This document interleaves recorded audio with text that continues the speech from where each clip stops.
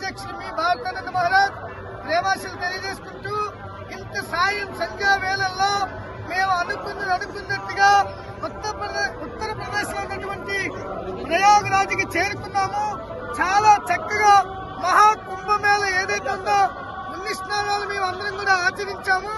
ఈ ఆచరించడానికి ఇంత ఆనందం పొందడానికి గల కారణం శివయ్య స్వరూపంలో ఉన్నటువంటి యోగి ఆదిత్యనాథ్ గారు ఎవరైతే ఉన్నారో ఆయనకి ధన్యవాదాలు తెలుపుకుంటున్నాం. ఎందుకంటే మేము ఎందుకు వచ్చామంటే గోమాతని జాతీయ జంతువుగా ప్రకటించాలని, అదేవిధంగా సనాతన హిందూ ధర్మ బోర్డు ఏదైతే ఉందో అది ఏర్పాటు చేయాలని 2 లక్ష్యాలతో మేము ఇక్కడికి వచ్చి స్నానం చేశాం. కాబట్టి ఈ లక్ష్యాలు నెరవేరాలని చెప్పి ఆ తల్లి గోమాతకి, ఆ తల్లి గంగామాతకి, ఆ పరమశివుడిని వేడుకుంటూ మోదీ గారికి మేము విన్నపించుకుంటున్నాం. హర హర గంగా.